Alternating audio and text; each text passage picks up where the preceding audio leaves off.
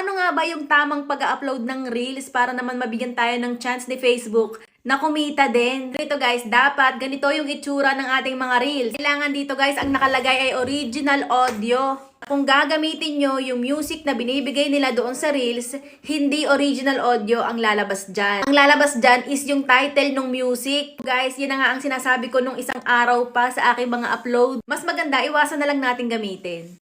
Pangalawa, wala dapat watermark yung ating mga Reels. Walang tatak na TikTok, ganyan. Kung gusto mo naman talagang i-upload sa Reels yung video mo na galing TikTok, may paraan naman para matanggal yung tatak ng TikTok, yung watermark. Naituro ko na din kung paano gawin yan. Pakihanap na lang dun sa mga uploads ko, guys. Tapos, syempre guys, kapag magre-record kayo ng video, kailangan nakatayo yung inyong mga phone, nakaganyan, hindi nakaganyan. Kita nyo yung kamay ko, ang pangit. Ganyan ang mga kamay namin dito sa abroad, char. Guys, basta ganyan dapat, parang sa TikTok lang. Para ang labas ng video nyo ay buong buo sa screen. Tapos syempre, ang gusto ng mga viewers is yung malinaw yung kanilang pinapanood. So bago kayo mag-record, linisin nyo muna ang inyong mga lens. Minsan hindi sa quality ng cellphone yan, madumi lang talaga ang lens ng camera nyo. Check nyo yung mga dati nyo pang uploads. Dapat ganyan lahat ng itsura ng inyong mga reels. Kapag meron dyang isang nakamute, kapag meron dyang hindi original audio, kapag meron dyang may tatak na TikTok, tanggalin nyo na guys. Pakita ko sa inyo yung isa kong reel sa Facebook. Sa aking personal profile, makikita nyo.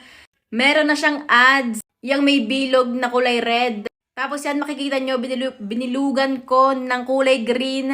Ang nakalagay dyan, original audio guys. Tapos makikita nyo wala yung tatak na TikTok. Alam nyo guys, bago ko matutunan itong mga sinasabi ko sa inyo, naku, ang dami ko ding error. Nag-upload ako ng may mga copyright, nag-upload ako ng may mga tatak na TikTok. Yun pala yung dahilan kung bakit hindi ako nadadatnan ng ads on Reels. So yung mga upload ko dati na mga Reels na dati ay 70 plus, ngayon naging 40 na lang, 45 yata. Ang dami ko nga kasing nabura.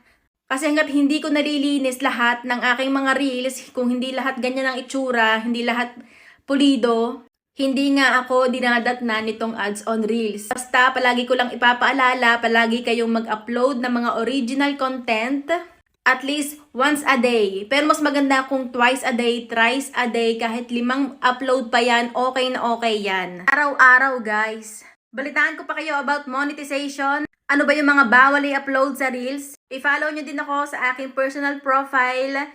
Yan. Diyan ako monetize sa Reels. Ito naman yung aking page. Ang target ko naman dyan ay yung in-stream ads. Bisitahin nyo yung mga reels ko. Mag-comment kayo kapag finalo nyo na ako. At ifa-follow back ko din kayo. Let's support each other siya.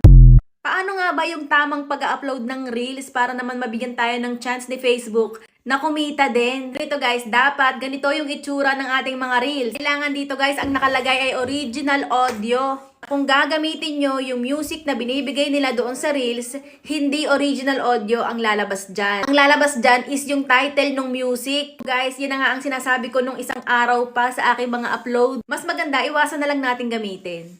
Pangalawa, wala dapat watermark yung ating mga Reels. Walang tatak na TikTok, ganyan. Kung gusto mo naman talagang i-upload sa Reels yung video mo na galing TikTok, may paraan naman para matanggal yung tatak ng TikTok, yung watermark.